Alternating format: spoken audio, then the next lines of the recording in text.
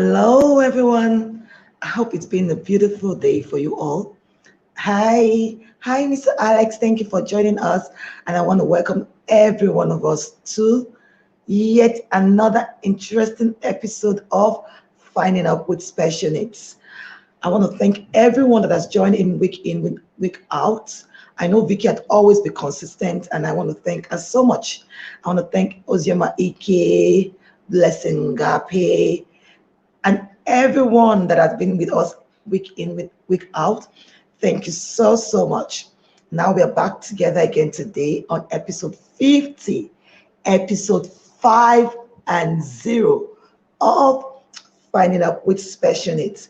And our topic for today is homeschooling for children with special needs. And with me today, I'll be having two guests that will join us today to explain everything about homeschooling to us. They'll be telling us, I don't want to let the cat out of the bag yet, but these two ladies will be telling us all about homeschooling. I'll be inviting them in very soon. Before we go on, I want to remind you to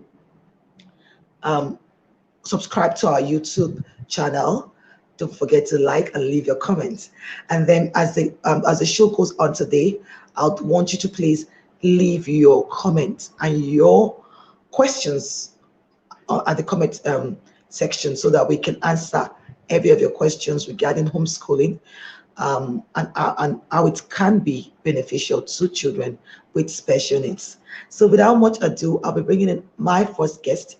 I hope they are here.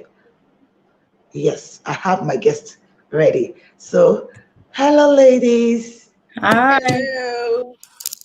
Hi. So, what I usually do on Finding Out with Special Needs is that whenever I see your resume or your bio, I'm always so humbled. And I know you put every of my guests does great works when it comes to special needs and whatever they do. So today, I would want each of you to please introduce yourself, where you're joining in from, and the great works you're doing. Please talk to us.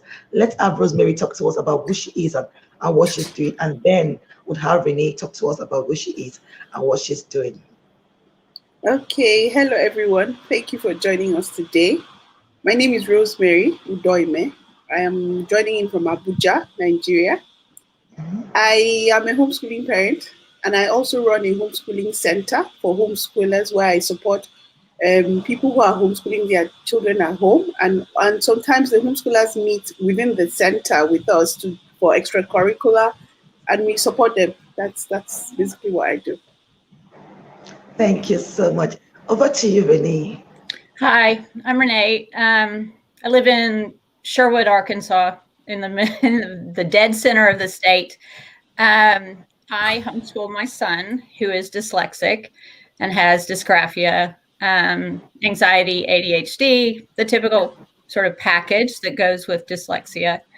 And I started homeschooling him because the public schools weren't doing their job. And after doing a dyslexia private school that didn't do what they said they would do, we found that coming home was an easier way to meet his needs one-on-one.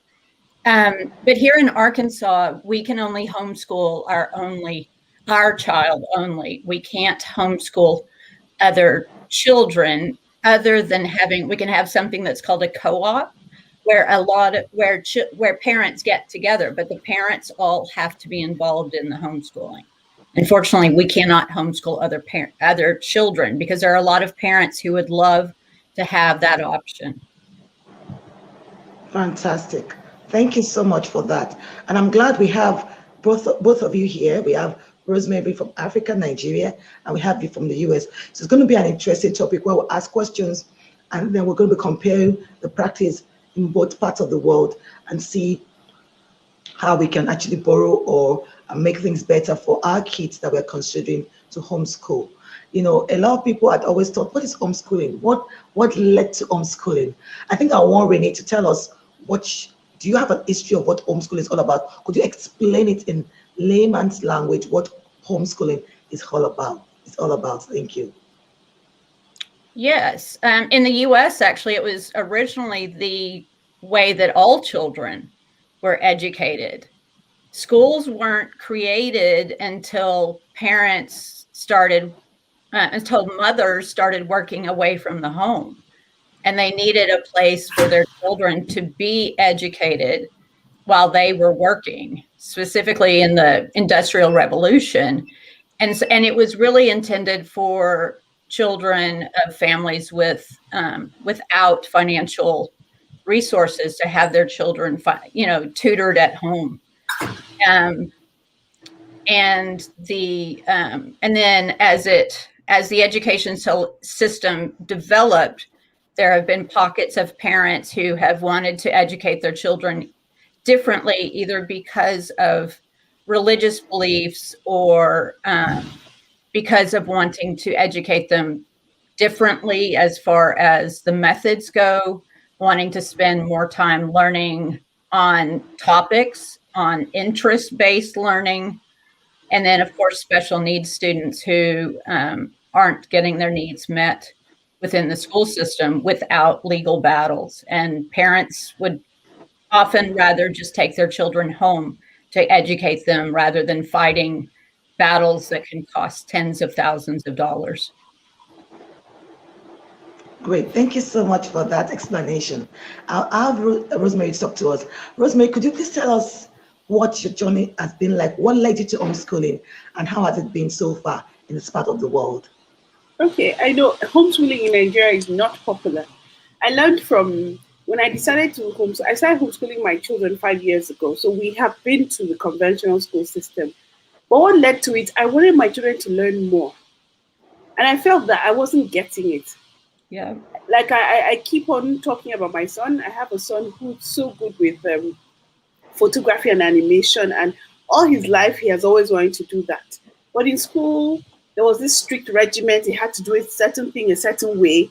And I felt there was just much more. There are schools in Nigeria that would have supported his learning style. However, the cost was off the roof. I couldn't afford it. So I decided I looked in the internet, and I knew there were resources that could help him learn the way he wanted to learn. And so I had the time, because homeschooling requires a lot of time. And so I decided that I was going to homeschool them. And I started. It's not very popular. In fact, I had a struggle. First, I was homeschooling my children, and then other parents came along. And then Renee talked about a co-op. So I started like a small cooperative, and other parents who wanted to homeschool their kids would drop them with me and go off to work and then come back the next day. And so to get government approval was a struggle, because the first time I walked into a government office and I wanted to come out clean, like, my children are not going to a regular school and I need you to recognize us. It was a battle. It was, I think, last year or 2 years ago, I don't remember the date exactly, where I finally got an approval from the government saying, okay, because how I mix it is I do alternating school days. So there are days you stay at home with your parents and there are days you come because of the social issue. And people go, oh, homeschoolers are socially awkward. They don't mix with other kids well. So I decided, you know what, so let me solve that problem. So I created a platform where everyone comes together. We meet and do all the group work. We do the sports together. And learning is done at the center, yes, but a lot of learning is also done at home. So that's how I started homeschooling my children and others. Okay. I don't call myself a homeschooler anymore. I call myself a learning center, but it's okay. I'm jealous. I'm jealous. My son would love that. Oh, I would love that, because that gives you, as a parent, that gives you a support network. Yes. True. It's a lot of pressure to come up with curriculum sources that match your child's learning style and that meet the needs of the education that they should have and the education that the government mandates. Yes, I actually feel that the education that is provided by government is not inclusive of different types of learning needs. I've met children in my center who have some kind of learning need, mental, physical, or otherwise, or emotional, and they go to conventional schools just because the parents don't want to feel different from other parents. Yes. And when they get there, I have a child presently I work with, and in a conventional school, he's placed on grade. I don't know the grading system in America, but he's placed on grade 6, 7. But his work, when I worked with him, he's on grade 1. And the Yes. reason the schools push him that far is just they just want to push him out of the system. So Yes. he's old enough, so let him just go. But no true learning is taking place, and that's really close to my heart, because for me, education is not just about following numbers and timetables. It's about learning. And so Yes. it's not about finishing 1 year or finishing 5 years. It's about, has the child learned? Does he understand? So Yes. that's when The foundational skills that will get them to the point of being a functioning adult. But schools stopped I mean, they're called they are referred to as schools. It's called the educational system, but they stopped educating along the way. Wow. I think I get that. And thank you for making that clear to us. So, talking about homeschooling, are there any requirements from the parent or whoever is meant to homeschool the child? You know, how this educational system, or what was the schools, or the so-called educational system, you know, before you can qualify to be a teacher in a school, you have to go through teachers training colleges, you have to have some form of certification and all of that. How does that work with homeschooling and you being homeschool providers, homeschoolers? Is that the word, or homeschool professionals? How does that work? Let's start with Renee, and then we'll also have Rosemary tell us, what do I need to? So if I decide to homeschool my child, what are the qualifications? Do I need to be an NC? In Nigeria, we call it NC holder, and then there's some other certificates and you have to acquire to be a teacher in a regular school. So what does it require? What are those certification or qualifications that you need to become a homeschooler professional, homeschooling professional? In the US, they make it even more difficult because each state has its own criteria. So some states make it impossible to homeschool. Other states allow you to homeschool under an umbrella of the state education system where there are more rules of qualifications for the parents. I don't believe there are any states that require the parent to be an actual licensed teacher, but they have more rules regarding grade collection, actual data collection, and things like that. And then other states like Arkansas require very little. All we have to do is notify the state that we are homeschooling our children. We don't have to tell them what we're teaching. We don't have to collect grades.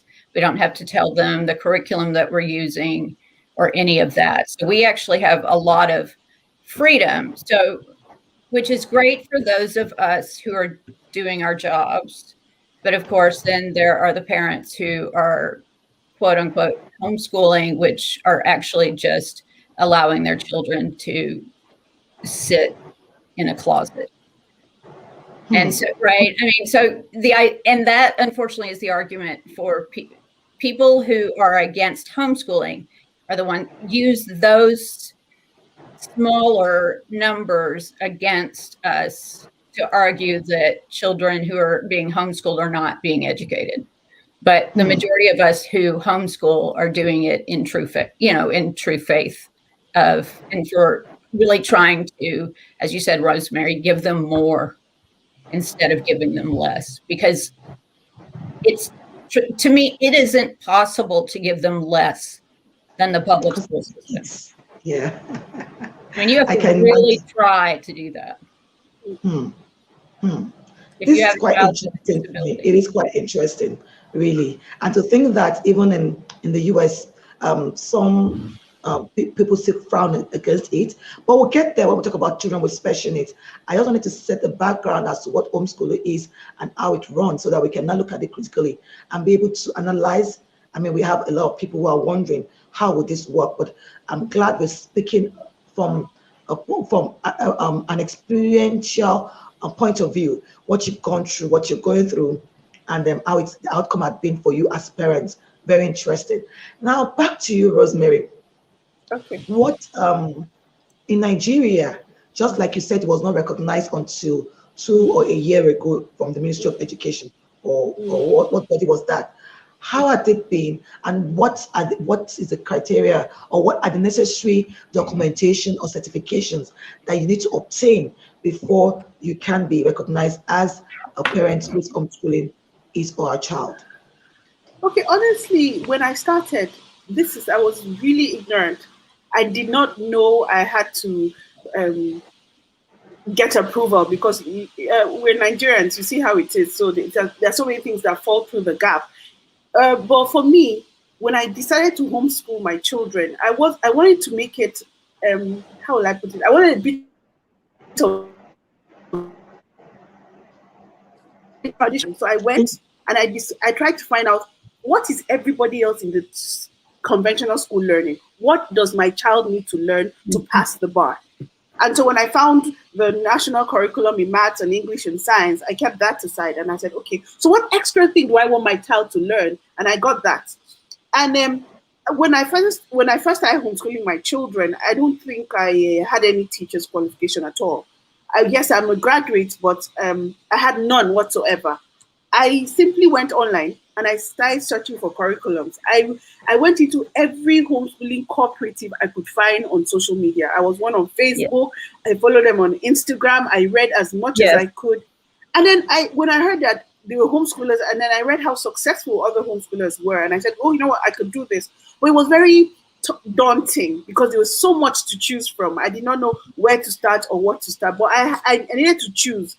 I looked at my children, and every mother knows what fits their child most. So I tried it, and then I streamlined.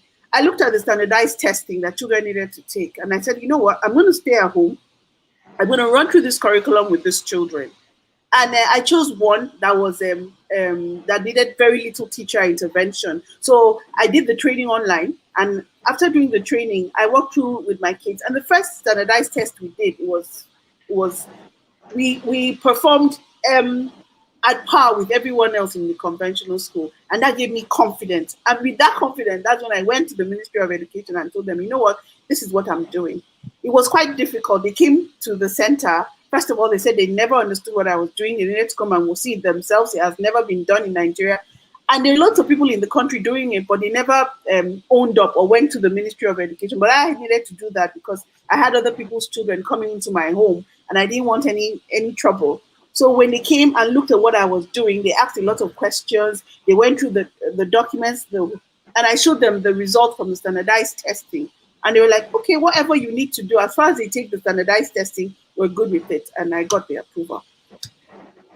Wow. You know, I was going to ask a question. That's a very interesting one. And that was very bold of you, courageous of you to walk into Ministry of Education and say, look, I'm doing something different, and I need you to approve what I'm doing.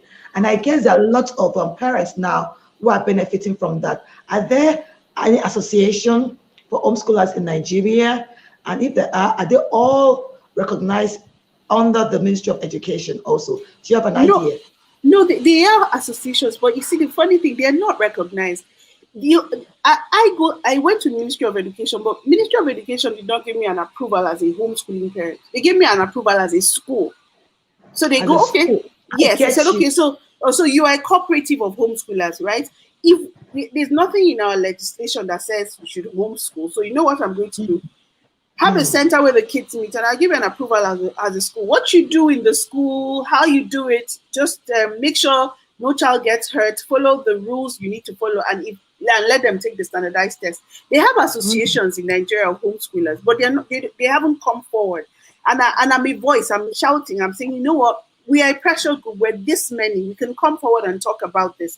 Because especially when it comes to children that have special needs, there is no amount of training. I mean, the spectrum of special needs are so wide. How many teachers are you going to train? You train this one for autism. What of dyslexic? What of physical needs? And our schools, we don't even have ramps. So are we going to let these children slip? Or are we going to recognize the body? So I think it's about time we speak out. It's about time, Lola. It's about time you speak out, because yes, I'm actually speaking. People are listening. People are watching. Ministry of I actually always send this link to Ministry of Women Affairs, and they're listening. They're watching also. We'll get there somehow. We just keep. We have to keep advocating and speaking out. We will definitely get there. While you were speaking, and you said something about them not recognizing you as a school and whatever you do. So I wanted to ask, and I'll also bring that because I know Renee said something like that. That you can do whatever you can use whatever curriculum you want to use. Did I coach you right? You can do whatever Yes. you want to do. But are you allowed to take external exams, just like Rosemary said, she's allowed to take standardized exams? Are they allowed to do such in your part of? Yes, we are supposed to have our children take the state standardized test. Most of us don't do it, and they don't. No one comes after us. No one is monitoring us. They really don't have homeschool oversight. But they do have a legal right to hold us accountable for our children not taking those state tests. But at the same time, children in the school system, like parents, can sign waivers for their children to not take state mandated testing. So Interesting. So let's now bring it down to children with special needs, and how beneficial it will be for these children. So the question now would be, thankfully, you have a child living with dyslexia, who is dyslexic. Rosemary doesn't have, but I know she works with some children because I work very closely with her. Now let's look at it, because I know parents are asking, a lot of people are asking, okay, before we even go there, I know that I studied the policy in my country, and I know that our special education needs policy says that education can be provided for children with special needs, either at the hospital, which is hospital bound, or at home, which is homebound, and at the regular schools.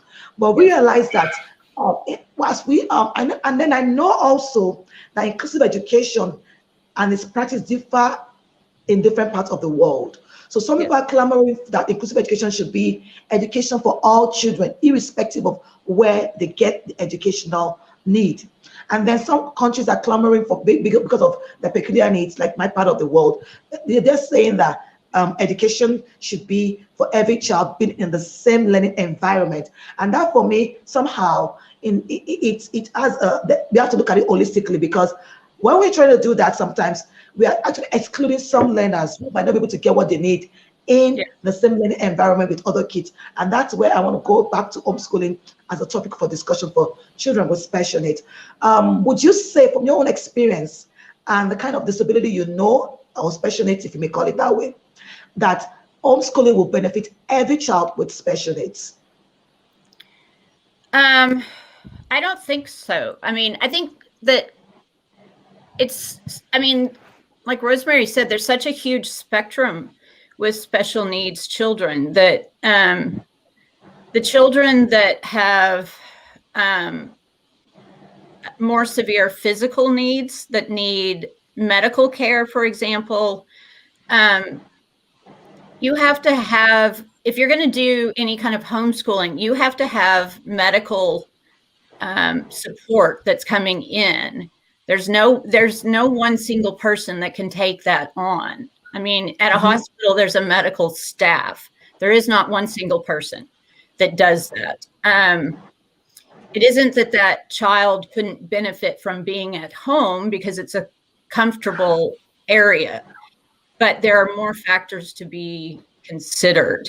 But at the same time, a self-contained classroom within a public school building isn't going to meet all of their needs either, because if you've been in one of those classrooms, education is not what they're promoting. They're promoting a place for that child to spend the day. And they're meeting their physical needs. They are not meeting their mental needs.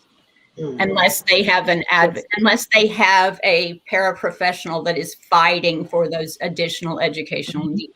Because, like in the case of reading, unless you have an advocate, like I said, either a parent advocate like me, or unless you have a paraprofessional that's fighting to defend the fact that the child, though cognitively disabled, unless that's extremely severe, that child can still learn to read. But you have to have someone that will fight for that child deserving the time to be taught, and to be taught the other skills that go with that. Because regardless of the fact, that child is still going to become an adult, and that child still has to be able to make adult decisions on reading, on his rights, on a checkbook, on his finances. And so you have to have people that will support that. And so, but at home there, I mean, dyslexia is an area where you can benefit, where I think where a child can benefit at home. But again, you have to have a support because it's an area that's difficult to teach. I do the intervention for my child, and I do the other education for my child. And we are, and we butt heads a lot because we both have very strong personalities. And so you have to, if you're going to homeschool your child, you have to be able to separate being a teacher from being a mom, so that you can still have your parental, relationship and your school relationship. And it's difficult, but it's still ultimately, I think, to the benefit of the child. But no, it isn't going to work for every child. Just like the least restrictive environment, which is the phrase we use in IDEA in the US, is there's a spectrum of those placements, and you can't put every child into the general classroom. It won't work. Some children need more supports. Other children need less supports. True. It has to be an individual decision for every single child. True. Thank you so much for that response, because I know there are quite a number of parents who, some parents are not educated. Some of them do not even, so some parents would say, you know what, if I have to teach only reading, probably I could school my child, but how do I deal with numeracy? How do I deal with social science, social studies, and other topics, to teach my child? So that's why I asked that question. And then, of course, we have to know the level of severity or the kind of need of the child before you can decide, because it's a choice that you can make if you have what it takes to homeschool your child. And the level of support also matters that the child will need, because some kids, the 80% of the support they need is actually clinical, some kids. And if you're not a medical personnel, you might not be able to meet the need of that child. And when you were speaking about schools where parents drop their kids, I actually laughed. I think that has to do with maybe where you are, because when I was teaching in North Carolina, we had quite a lot of support. We have reading service providers coming in from time to time. We had reading specialists coming in to support the children. We had the resource classroom. But like you said, every parent's need differ. So if you can homeschool your child, why not?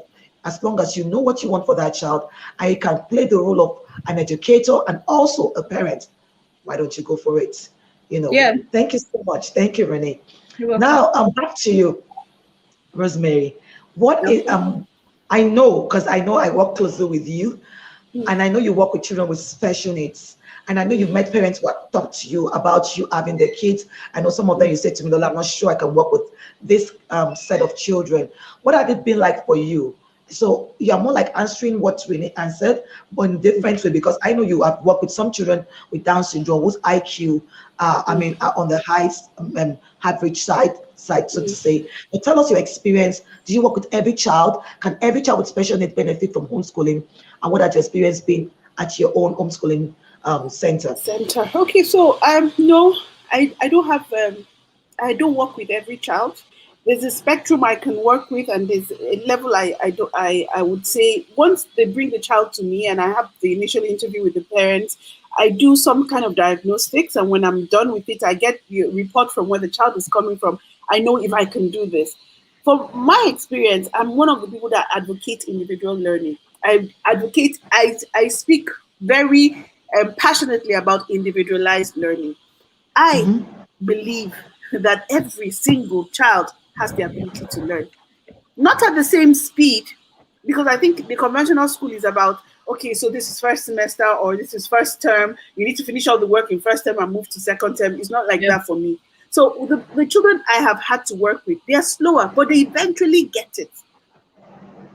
One of the things I know that I'm right in between being a conventional school and also a homeschooling center.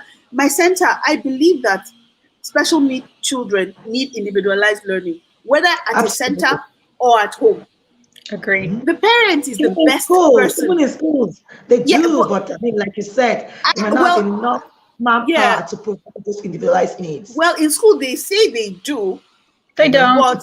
but I actually feel that, okay, so if you say in school they do individualized learning, how do they truly achieve it? Sorry. So how do they achieve? Yeah. So how do they achieve this?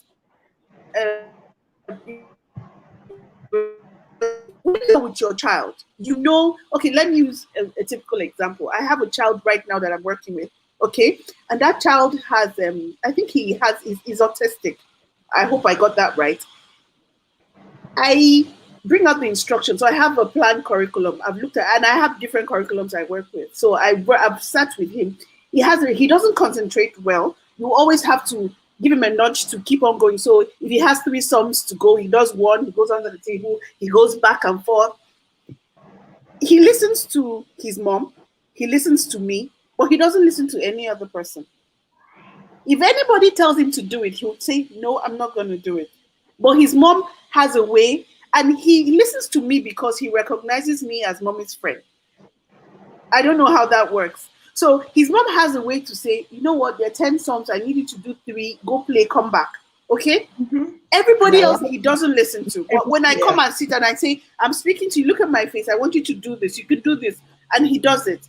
In school, in a normal school, how does a teacher achieve that? When, let's say, the ratio of teacher to student is 1 teacher to 10, or even in a very rich place, 1 to 6. How do you achieve that with 6 children? No. So, and the children that come into my center, I have another one who I work with. He has Down syndrome. He sleeps a lot. If I tell you, when he comes to school in the morning, and my plan for him is to be able to do, I use maths because I can measure that. And I decided I want him to do some sums for me. There are times I actually let him sleep. I tell him, because I know he has a sleep issue. So I tell him, just do a bit of this, and you know what, go sleep. And he sleeps and he comes. I'm like, good job. Okay, let's do this. And then when I feel that I need to shake him up a bit, even if we're doing spelling, I tell him I need him to jump 2 times, turn around, spell a word for me, give me a high five, sit again. In school, a teacher has 10 children to deal with. She has a time to work. She's supposed to start work by 9, and then she's supposed to be done by 2. How are you going to achieve that? Is it that you put them in a center that allows them to take it their own time? And the issue I have is parents. So parents come and go, "Oh, my son has a cousin who is already 15, who is 15 now and is about to finish and is going to high school. I want my child to," I tell them, education is not about time. I think we lose track and forget what we're supposed to achieve. We're trying to compare ourselves with others. There's a box that the society has created, and we want to fit the child into the box, whether the child is, you want to push the child in. And I'm saying, take it easy. Your expectations for this child should not be the same with every other person. What do you want to achieve? But the only thing at the back of our mind, and I'm talking Nigerian parents, I don't know how it happens there in the US, is standardized tests. Everybody is on a race to get the standardized. It doesn't. Education is about. I read recently that education comes from a Greek word called eudiker. I don't know if I pronounced that well, and it simply means to bring out what is inside. Yep. Inside of you. Yeah, it's about nurturing what is already inside. But you know what? Education for us is about passing a standardized test. And there are so many skills a child learns at home that there's no standardized test to measure. Okay. And when we say because the standardized. Yes. And would we now say because the child, there's no standardized test to measure this, that child is not educated? The child is. I mean, I know I read about the royals in England. Those people didn't go to school. They were homeschooled at home. We say they were not educated. There are lots of famous stars and in America and all over the world who are homeschooled. We say they're not educated. We want them to be able to have skills that they will survive in the world out there. And so for me, I am an advocate that if your child has special needs, whether you want the child to go to a center because of social needs, to meet, to play with friends or group work, you should have a time. If it's once a week or twice a week, where you have a one-on-one, and the parent knows best. I'm not trying to say that special schools are not working, but you need one time, whether you call your homeschooling full-time or part-time, but you need 1-2 days to say, this is my child, go through with the child, because you are the one that knows, you know your child best. Like, for instance, I have kids who have come into the center. It takes me almost 3 months to be able to communicate effectively with that child, because the words are blurred. I have to know you. You make a sound, and I know what that sound means. But the mother, he knows that. The mother feels that and understands that. And no matter how much you train a teacher, the child I say he has Down syndrome, his words are blurred. He wants to say things. He's struggling to say it, but he can't say it.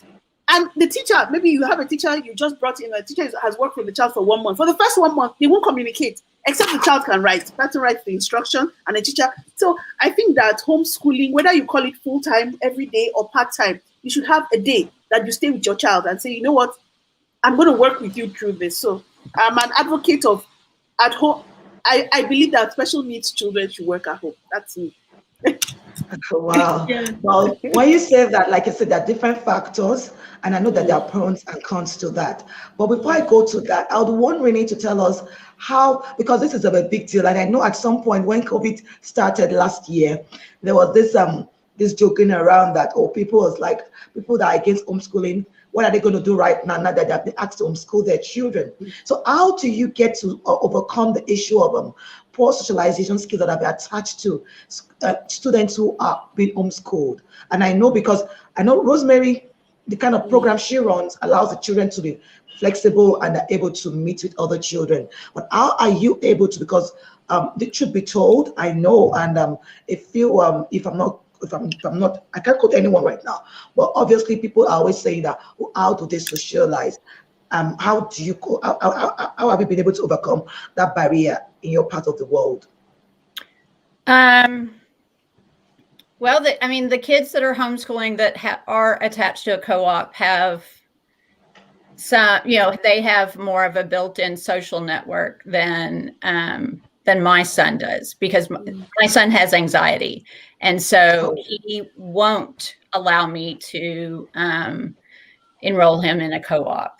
I've tried, but he won't. And so he has a small group of best friends that he has known from either from a couple of schools that he's gone to, and we've maintained friendships, and then he talks to them online, or we have play dates. And yes, because of COVID, we can't just go to the park and see who meets up.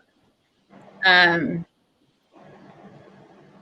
not that his anxiety would allow him to just jump in with strange kids anyway, but it does make it very difficult. And some kids who are naturally more social, I think, find it to be not maybe such a problem.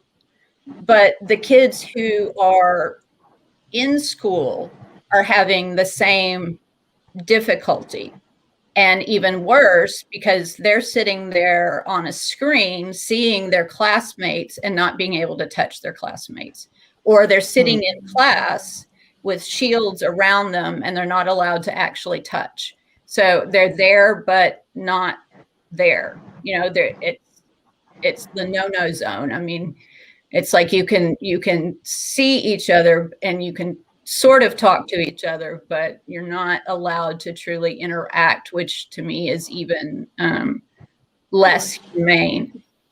I mean, for children, to explain to children that you can be by another child, but you cannot truly interact with that child, doesn't make sense. At least if you're on a computer, you can say, well, they're in their home and you're in your home. And so you're talking to each other just like you're talking on a phone.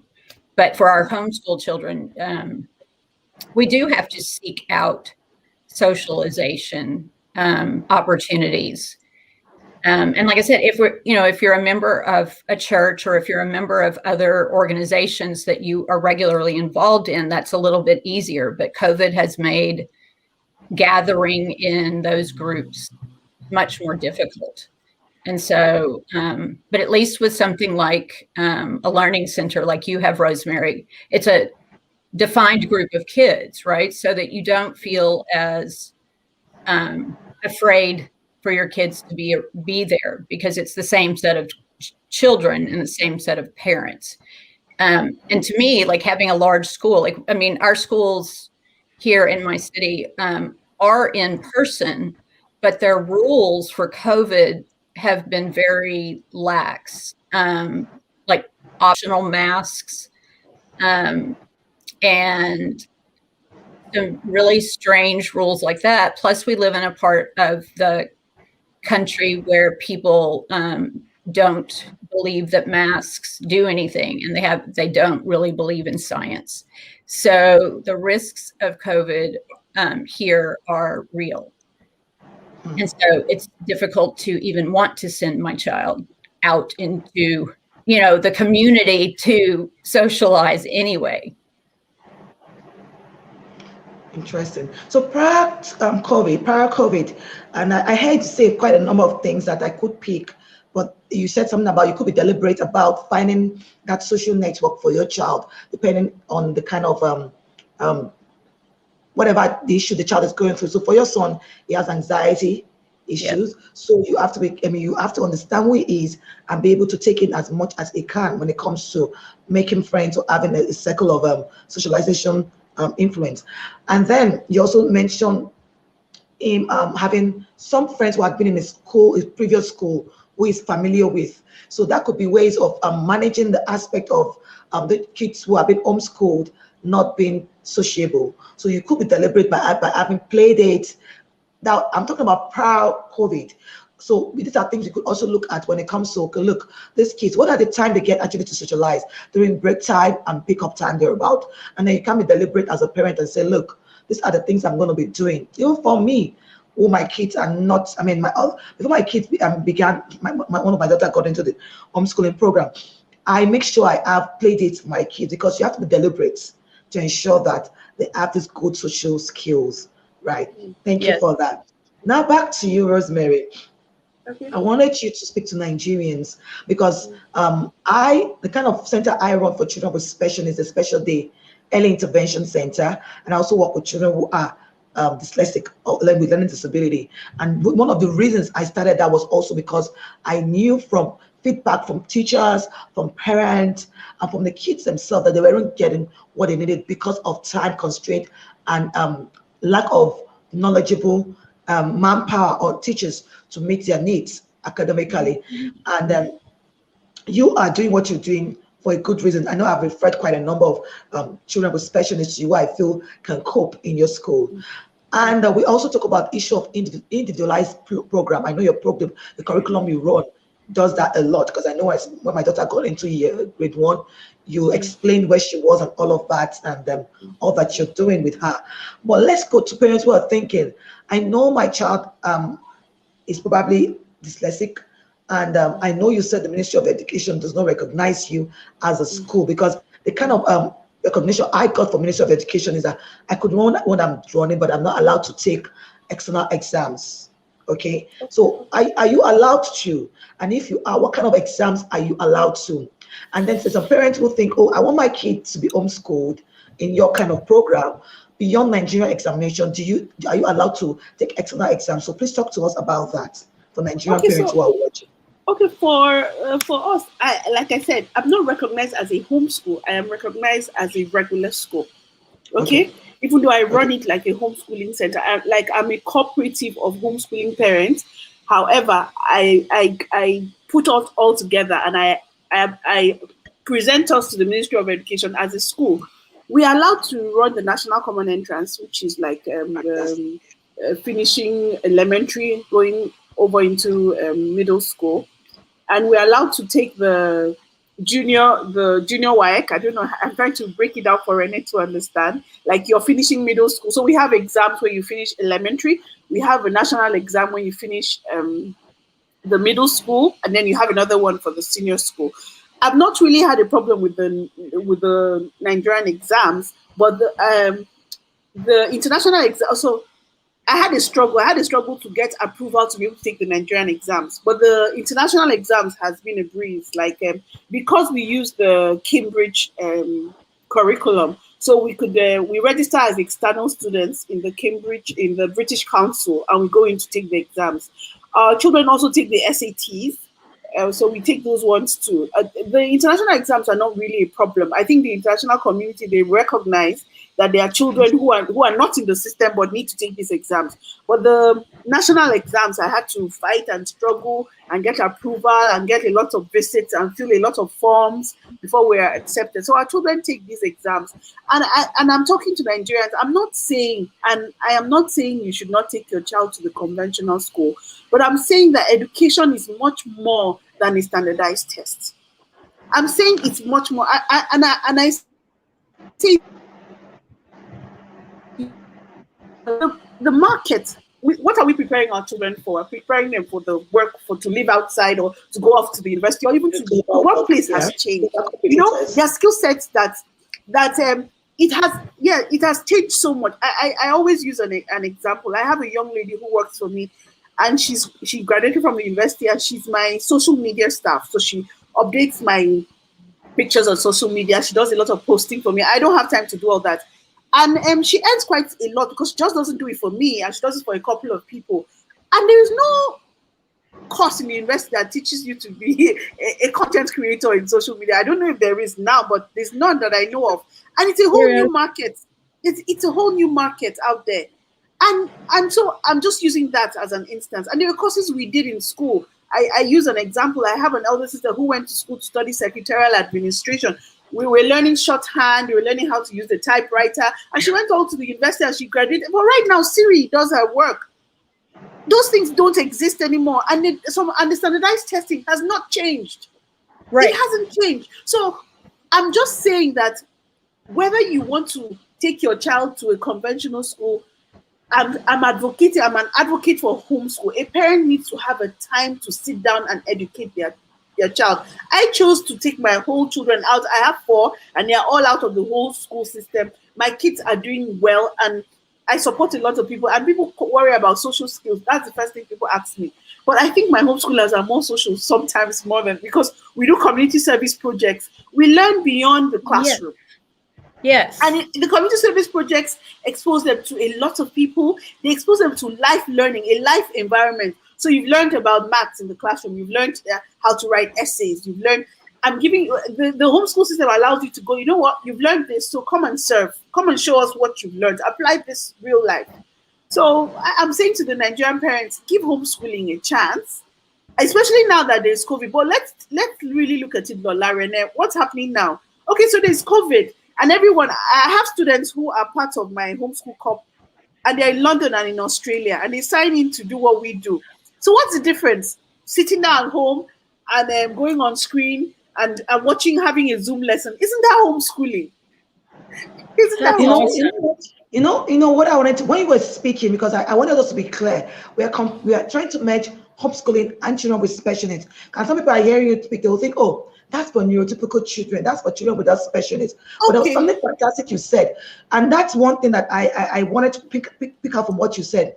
You know, you talk about your sister who studied secretarial studies, and today she's not able to apply because everything has changed. The world has changed, you know, for technology. And there was another person who's helping you with your social media handle. And that's where, for me, it's very important for us to know that our children with special needs might not be able to fit into the regular, I want to be a doctor or a lawyer or an architect. Some of them could, but then with homeschooling, the possibility of them being having like a cocktail of different curriculum to be able to meet whatever they can be. So most times in Nigeria, once you find a child with special needs and you feel he cannot cope with the regular school, they tell you, you don't belong here, go learn a trade, go learn a vocation. Meanwhile, that child could be good. All he needs is a coding lesson, but there's no curriculum anywhere that will teach coding alone. Okay, please, I want to continue. I wanted to just chip this in that when you speak, just help us understand also that children with special will benefit from such things, because I know a lot of people were like, oh, we should just talk about children in the US and all of that. We want us to just narrow it down to children with special needs and give us let me bring you home. Let me bring you home. I had a child I worked with. I don't know. We couldn't point a finger on what her need was, because she was a bit autistic, and then she had a bit of Down syndrome, and this little girl just couldn't read. And people, okay, first, when we're writing her individualized educational plan, they were like, oh, she doesn't remember things so much. And when I first started working with her, you teach her a concept, the next day you have to start all over again. I just did not know what to do. Well, I just did a simple test. I asked her to describe her room. I told her, describe your room. And she could remember the wallpaper, the color of the door. So I knew she could remember. And then I asked her to describe, give me directions. So we're in a plaza, and I told her, give me directions on how to get to the shop where I told her the name of the shop. Turn left, then when you go straight, turn right. So I knew remembering was not the problem. So there was another problem, and we just couldn't pinpoint what it was. The girl had a photographic memory. She would remember.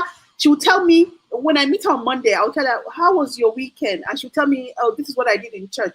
She would tell me what her pastor's wife wore, the color of the seat. She remembered every single thing. Can you imagine? I heard you saying color. That means our interest. You have to find out. It's not about memory. It's not about memory. It's about interest for that child. Yeah.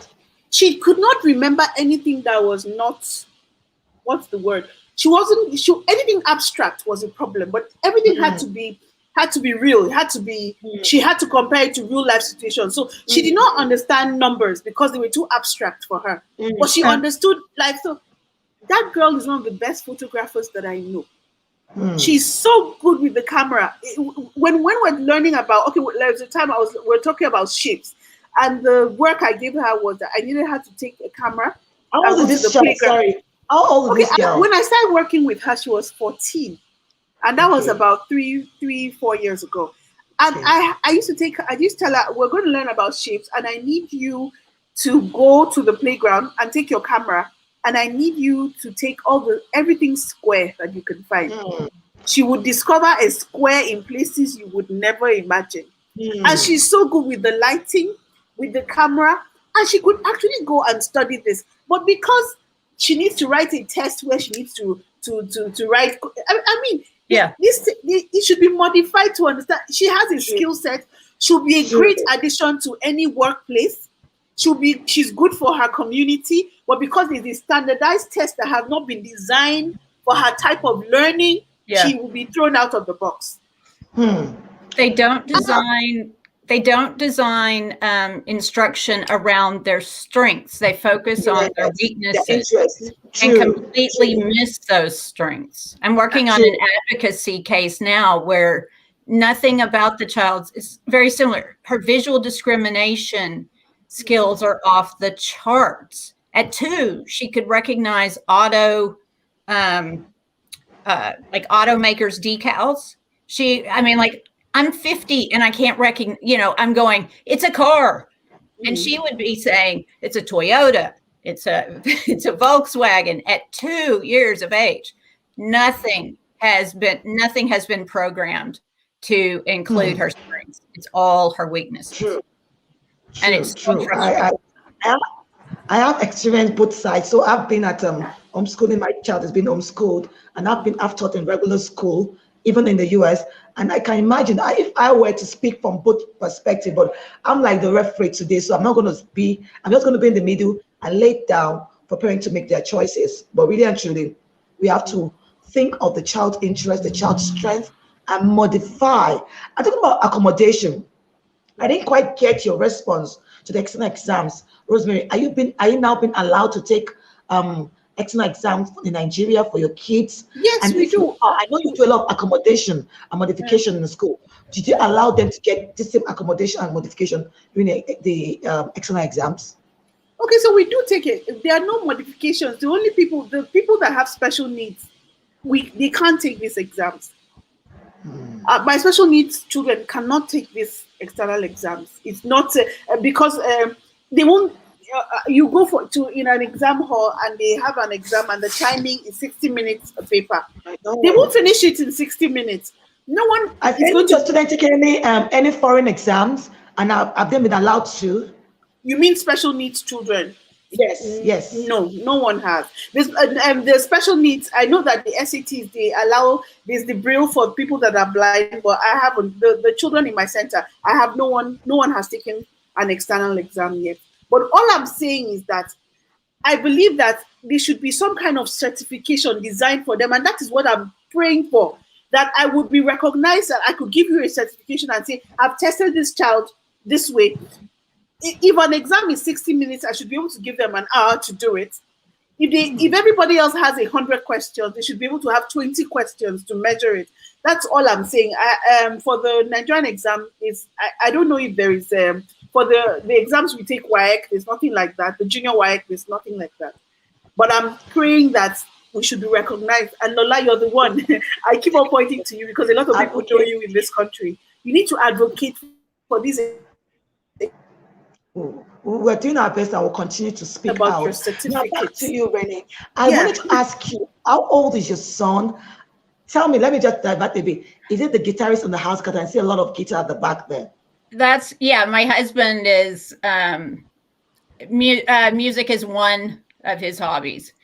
Good. Does your son have a flair for that? Yes, he's interested. We just have to, we have to get my husband to take the time to sit down patiently. Wow. So, because my husband is 54 and has been playing since he was 14, and our son is 9.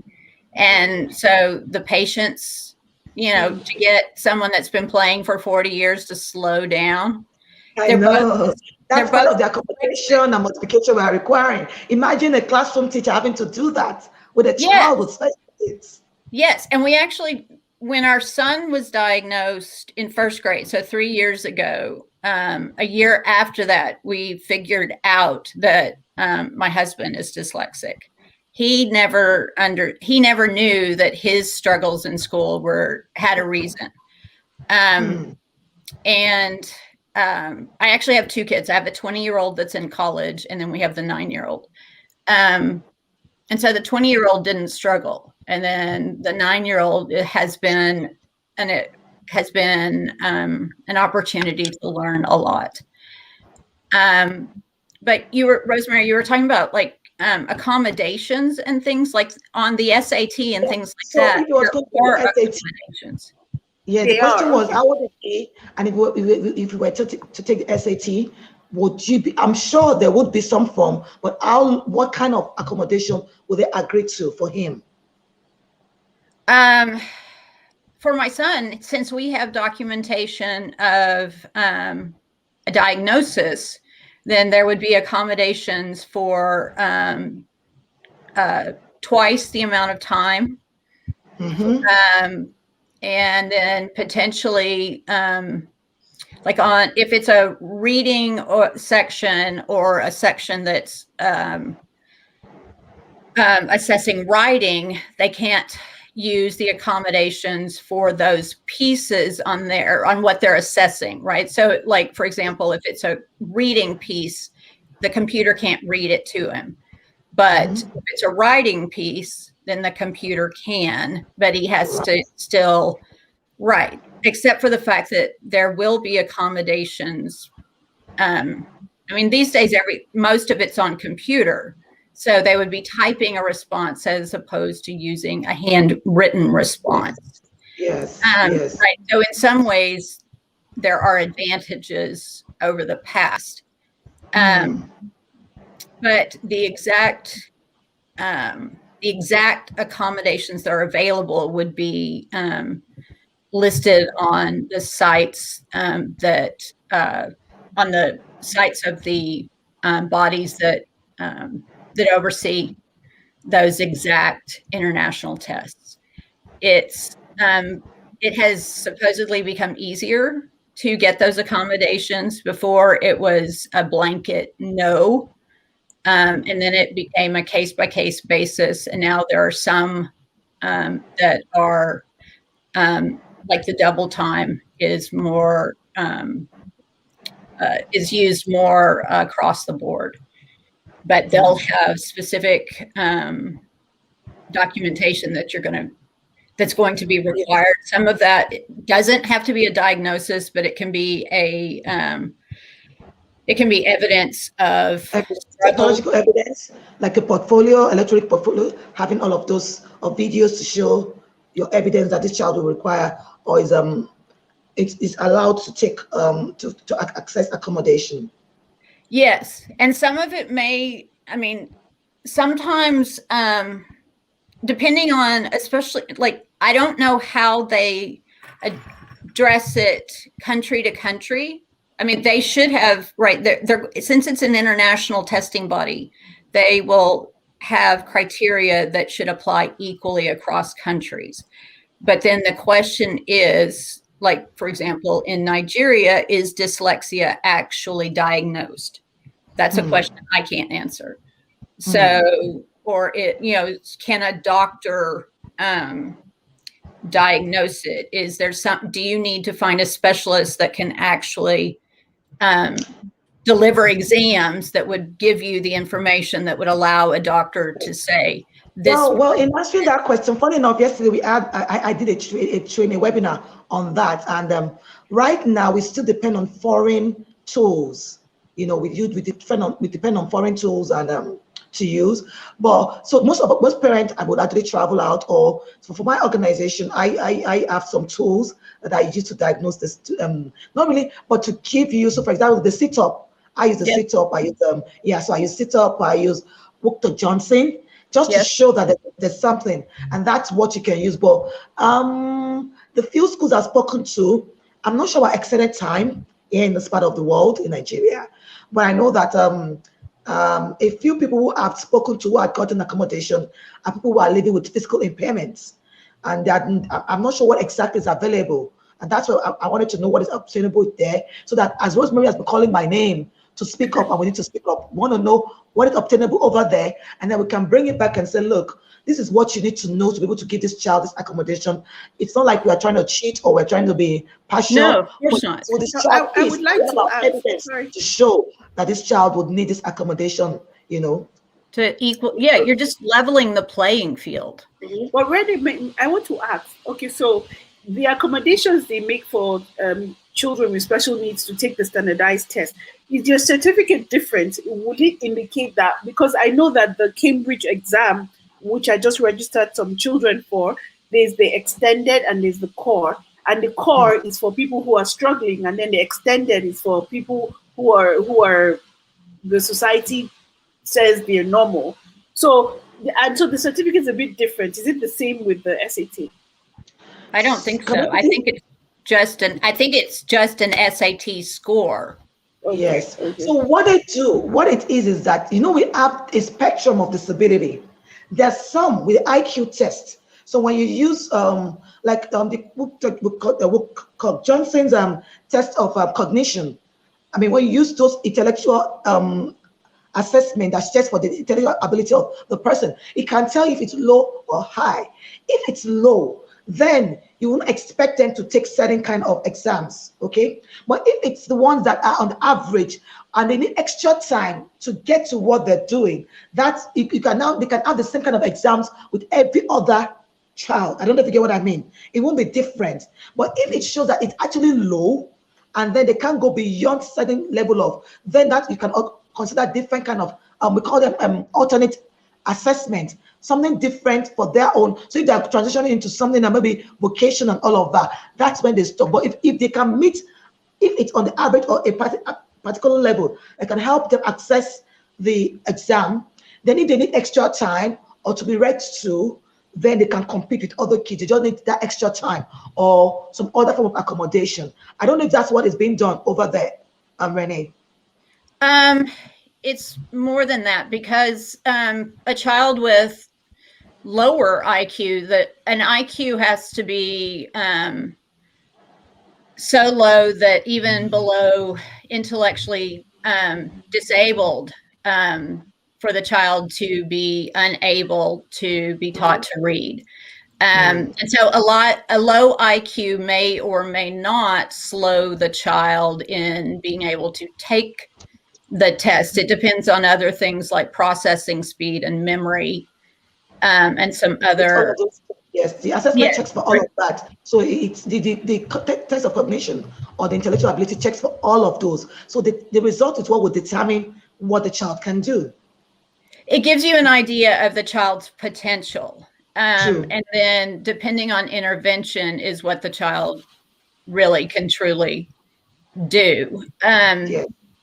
But you would have to, if you don't have your own Nigerian tests, and I guess it would, and unfortunately the CTOP and the Woodcock-Johnson are in English, right? So you're assuming. Oh, they're beginning to have them in different languages now. But I mean, yeah. But do you have it in your native language? No. So we are multilingual in Nigeria. There are different languages. Over how many languages we speak here? But our official language is English. Okay.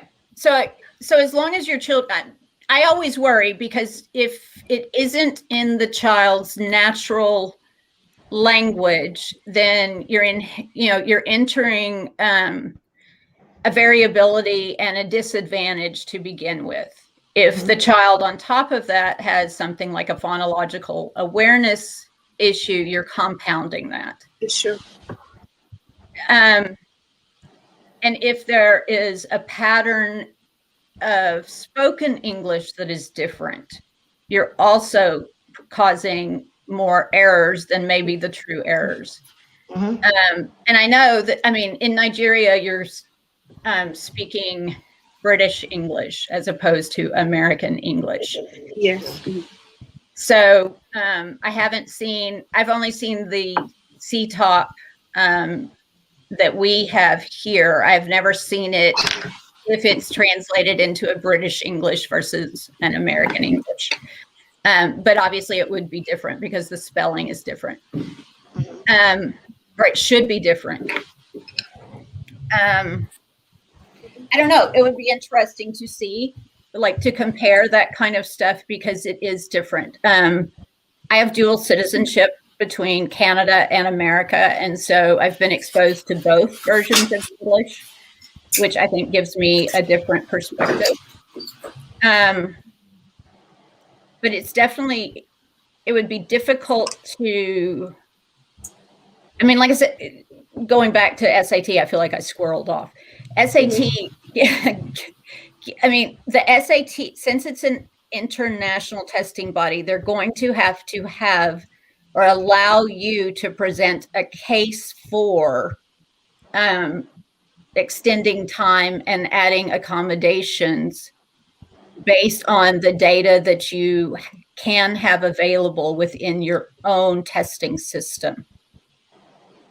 And it may be a matter of doing what you did with your own education ministry, which is basically saying, you know, this is what we have. I'm beyond irritated for you that that special education children cannot take the exam, that they are left out. And I realize we're having the same problem in America, right? The special education system was created only because they had to, not because they truly wanted to educate special education children. And honestly, Lola, even in all this, we're talking special education. What is, and you talked about individualized learning for those in special education. In the public schools, there is no place for a child that has a learning need. There is no, I am speaking from the place that I run a private organization, and the individualized learning that Lola is talking about that some schools offer, they're in the private schools. And I think it was your training I went to 2 years ago where a lot of teachers came, and I met a lady who told me that she lives in the suburb, in the outskirts of town, and there are so many children that have special needs, and they just call them off. This one, you're useless, you can't even go to school. And sometimes they can't even learn a trade because of their need. And so there's no hope for them to live as independent adults. So there's a lot to do in Nigeria when it comes to special needs. Where even I think WAEC, or that's our school certificate, has they've made some modifications for the blind, the children that are Yes. blind, but the And people people that with are dyslexic or autistic or have some other special yeah, need, those ones have not been classified. They've not been considered. true. You're And even that's what we part of the advocacy I do is that we need to, because the need of these individuals who have intellectual disability or learning disability is much or more physical. than those, and we cannot place them on the same level. They're always saying to me, you are the marginalized, your set of individuals are the most marginalized when it comes to disability. But we'll keep talking and we'll get them. And that's why we're having this discussion and hoping that an understanding of what disability is and the various needs of each individual will also determine the kind of accommodation or need of that child, because you cannot say you're going to give accommodation or modification or individualized learning based on the fact that you only know a person that is visually impaired or hearing impaired, and you categorize everyone under the same umbrella. And that's one challenge we're also having in this part of the world. But we'll get there. Now let's go back. Let's go back to why we're here today. And I have two more questions before we call it a day today. Renee, I wanted you to tell us. No, let me go back to Rosemary, because I know Renee just spoke. Take a break a little bit. Rosemary, while Renee was talking, I was asking about accommodation. She said, oh, the computer could read it out and the computer could type it out and all of that. I'm like, technology. We're not yet there in Nigeria, but I know there's something fantastic you are doing with technology with the kids. I remember my daughter talking about the sea animals, and they had to use VR to be submerged into the sea, and they had to see what was going on. Could you just share that experience? Imagine a child with special needs, a child like the child you're talking about with Down syndrome, and you need to teach a child about the underwater experience. How best would you teach this child if not to use VR or some form of technology? Could you just share something Oh like that well, with us? children That's that, what and also not talk about only some of the children that have benefits special of needs. I think homeschooling. children are very yes. So children are very visual learners. I think when a concept is too abstract, it's too abstract. They can't even just begin to imagine it. So virtual technology has been a game changer for me at the center. Well, COVID made it more useful for us because we couldn't go out. So when we try to describe a concept that they can't even begin to imagine, especially for those that have special needs, once I make them, I go like, okay, so I need you to, do you want to experience this? Let me use an instance. I needed to teach a child to write, use more adjectives to describe writing. And I said, you need to describe it more. When you're writing, I need you to understand that the reader has to be able to imagine it, feel it, think it. So you're going to look at how they use words that would stimulate sight, hearing, touch, everything. And I struggled with this child. He'll say blue water, bubbly water. So what I did, I made the child go virtually have an underwater experience. And when I said, okay, now that you're underwater, explain what you can see. And she used really beautiful words. She used really, really nice words to describe it. And it also helps those that have one need or the other. You see a teenager, a child who is a teenager, and because of some learning need, would never experience driving. I would say, you know what, I'm going to make you drive. And I put the virtual reality headset and go like, God, I'm driving. I said, you need to slow down. Your speed is too much. It gets them excited. It makes learning more interesting. Yeah. And some children who have never, I think the world is changing. When I was younger, there are some animals we could see and experience. I had a situation where I saw a child. Well, in Nigeria, animals are normal to us, but our children who live down in the urban areas. I had a child who saw a goat for the first time and was saying, doggy, doggy, doggy, hello, doggy. I was like, it's not a dog, this is a goat. Said, no, it's a dog. Boy. Because the only animals the child sees is a dog. So virtual technology allows me, I take children to the zoo. If I talk about dinosaurs, when we talk about history, I actually tell them, you know what, let's go see this dinosaur. So virtual reality really, really helps in teaching children that have special needs. It makes them feel accepted. There's nothing it's not abstract anymore. They feel it comes alive. And with the technology being more advanced, your hands actually work in the virtual world, so you can lift things up. You see a child that normally would not be able to move things around, but in the virtual world, you have the power to do whatever you would want to do in the normal world. So virtual reality has really helped in our learning. Yes, absolutely. I wanted to just chip that in because we all know that technology, most kids naturally with special needs have this Mm, I don't know if research has been done on that, but I'm sure there will be. They just have this thing with technology. They do. And we realize that it really helps them a lot. mm, So it's very important for us to also think about that when we're thinking of homeschooling our children with special needs. Now, one more question for you. I'll be done with you, Renee. And then the last question will go to Rosemary, and we'll call it a day for today. But before we go on, I want us to read our comment and appreciate our viewers and audience as a background. We have Ozioma Ike. We have we have Gwen. Thank you for joining in. We have Rainy all the way from Canada. Sorry, from France. We have quite a number of people, and we have Kayla saying homeschooling is more difficult to implement, but it's very effective and reinforced learning too. Very, very true. Juliet Olawale is saying hello to us. Uche Madweke is also saying hello to us. Kayla also says even in hospitals, doctors don't administer the same medication to every patient. And that's why we need to understand that our children are different and they all learn differently. We need to give to them what they require to ensure that they actually learn for sure. Thank you so much for everyone that's joining. So we'll take these two last questions. I will call it a day for today. Rainy, this goes to you. So someone's asking, on a typical day, being that you sleep in the same house with your child, you have your normal family routine, what does homeschooling, your typical day in your homeschooling session looks like? Could you please break it down to us? A typical home day is actually really fluid with us because we do interest-led, student-led or student interest-led based learning. So the formal pieces that I do are the dyslexia intervention and the written expression intervention because he likes math. He works on creating video games with his dad. He watches science online, and then we talk about, he has to explain it to me to make sure that he understood it. But we weave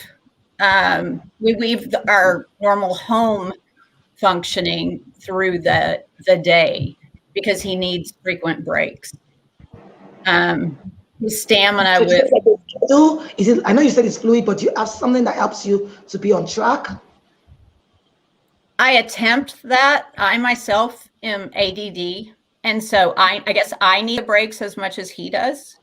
Okay. But I Well, also we need to know what ADD is. A lot of people are like, "What's ADD?" So tell us attention what deficit disorder. Yes, thank you. And so I don't follow a schedule naturally on my own. Even if I write it down 10 times, it doesn't. So we do better with, for example, I know that we have key pieces that we have to get done. And so I give him choices. Do you want to do reading or math first? Do you want to do science or writing? So that we make sure that we get what we have to do done, but I don't necessarily force it all to be within, say, the first 4 hours of the day. Okay. Because that forced structure makes us both anxious. And so we find that if we get done what we need to do, it may take us several hours to do it, but the flexibility in being able to stop and go to the park or stop and go out in the backyard and jump on the trampoline is something that he wouldn't have at school, right? If it's like, it may not be recess time in the schedule officially, but if he is overwhelmed with what we're doing in dyslexia intervention, we take a break and we go jump, or we go run around in the backyard, or we play with the dogs or things like that. So I'm able to address his sensory needs and his anxiety needs, so that the work that we do is more effectively done that way. So do you have a way of measuring progress, academic progress, and then a way of assessing to know how far you've come and then what you need to do more? I do that a couple of ways. I've got one is by measuring sort of where we are in the curriculum that we have, because I have specific dyslexia intervention curriculum. I have specific math curriculum. So I do have goals as far as skills that I want him to learn. I'm not worried about particular grade level as far as his age goes. I mark it just in terms of like progressing his skills in a mastery-based way. Some of the curriculum that I have has actual testing for mastery, and I monitor that as well. So I keep up with, for the key areas of reading, writing, and math, I keep up with actual progress monitoring. But the rest of it, I allow his interests to guide what we're doing. Yes. Because it doesn't matter if he learns about volume and pressure in 4th grade or if he learns about them in 10th grade. If he chooses to pursue a career in science, then he will learn those topics as we go, because he'll be led to learn them. Great, and that's what homeschooling is all about. There's more room for flexibility. Thank you. And actually, people always think, oh, it's just a joke, but serious work goes on right when you're doing a lot of work. Yes, it's a lot of work. Tell me about it.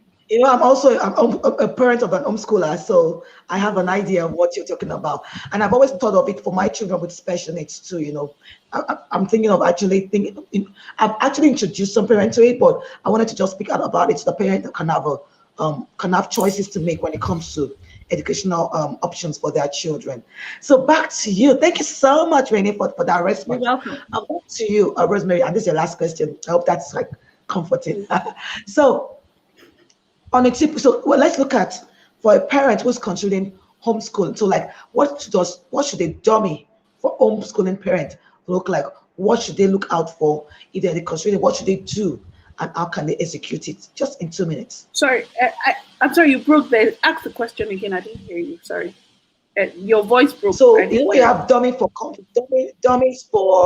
accounting, dummy for writing. Okay. What would a dummy look like for a parent who is considering homeschooling and wanting to execute it? What are the steps to take? Okay, I know Renee talked about having a flexible schedule.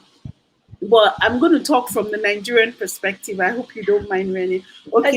Yeah, that's what. Yeah, because question, we have Nigerian parents listening to us. Okay, because the society we live in Nigeria is very certificate oriented. You can't do anything without having you're not certified to do this. And there's a pressure from family, from friends. They're constantly asking, your 14-year-old, what level is your child now? So for me, homeschooling for us in Nigeria, the dummy for it is, first of all, choose a curriculum. Choose a curriculum that matches your child. Every child is different. But because of the society we live in, whatever curriculum, I need you to compare it to our own national curriculum. I recently was trying to do a second master's degree, and the question they asked me if I had a first school living certificate. I am 45 years old, and they're asking me if I finished primary school. And I said I did. How did you and they told me second school and university? In my second master's, and they're asking me if I had a first school living certificate, and I didn't have one because I schooled in UK. And the lady was like, "Oh, we can't give you admission. That means you didn't finish primary school." And because you know that that's the challenge that your child is going to face, you're going to take the standard curriculum that we have. But whatever style you use to teach your child, that is your business, depending on your child. But try to follow that curriculum so that you can take the standardized testing. And another thing, my homeschooling style is a bit more structured because I have 4 children to deal with. So I won't let them do what they want to do. So I have a designated space that I call school space. So that is your space, and I have a designated time. I don't do it all. I don't recommend, depending on the need of your child, for you to do it all at one go. So in a normal school, you have to spend 3 hours or 4 hours. You could do 1 hour in the morning, go play, have fun, come back 1 hour at a certain time. And then another thing that is so vital, you need time. People think that homeschooling is a game. It's not. It's serious business. So you need to create time. And like me, I do it, but I don't do it with my husband. But there should be one person, one authority figure that is in charge of homeschool. My children, when it comes to schooling issues, they come to me. So have a designated space, work in line with the national curriculum in Nigeria, depending on the future you want for your child. Um, if you have a lot of children like I do, make it a bit more structured. And what else would I say? I don't know, enjoy learning, because I cannot be a jack of all trades. I don't know everything. I have a daughter who is science oriented. She's doing physics, chemistry, biology. I have another son who likes the literature. He's reading Macbeth and every single literature text there is. So you don't have to know everything to be a homeschooling parent. What I do, I learn with my child. I have the IQ to learn. So if my child has a video to watch, I sit when it's your turn. I dedicate time slots for every child. I sit and watch that history video with you. And then when we're done, we talk about it. I just need to know you understand. And then I move on. When it's science, sometimes my children teach me. My daughter that is doing biology, she's learning about the human evolution. And she's saying, oh, wow, mommy. And I love to listen. So I sit down and I ask her all the questions. And she teaches me.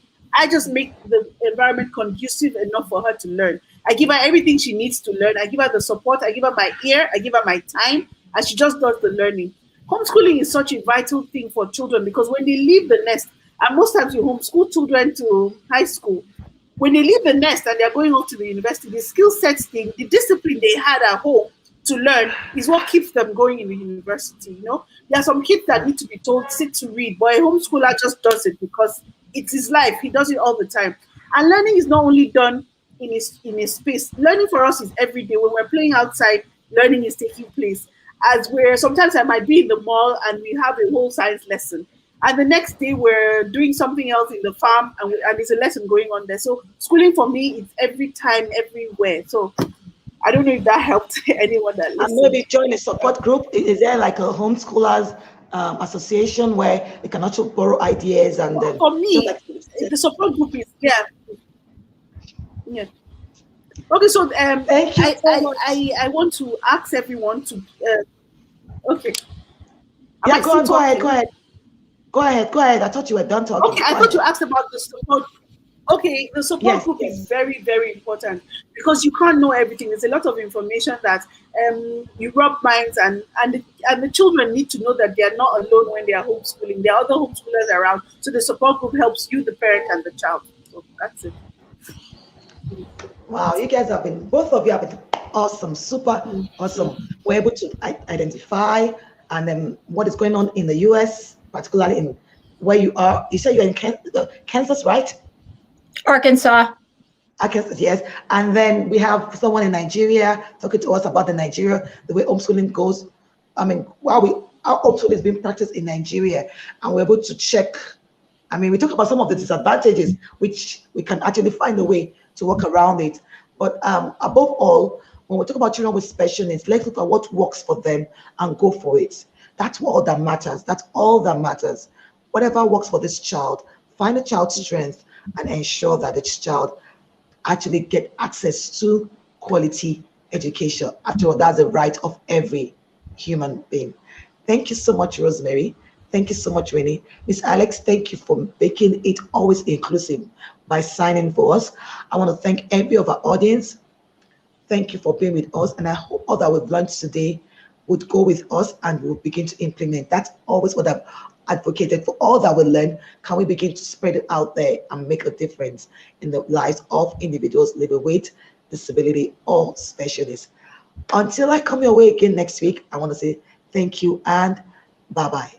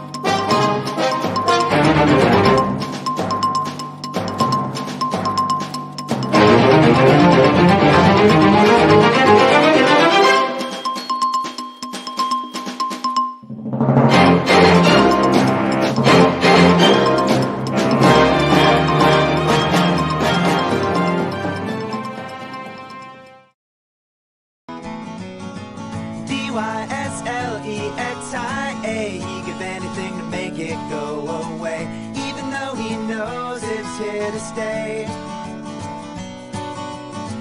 But Casey won't give up, no, no, cause you know he's way too tough. He's gonna do whatever it takes. He's gonna find a way.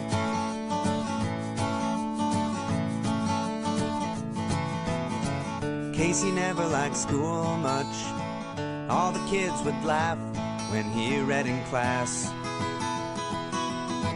Teachers tried to help him out, but they didn't know what to do, so they just let it pass. Sometimes he wanted to scream out loud, hide his head in the sound of the clouds. D-Y-S-L-E-X-I-A, he could do anything to make it go away, even though he knows it's here to stay. But Casey won't give up, no, no, cause you know he's way too tough. He's gonna do whatever it takes. He's gonna find a way.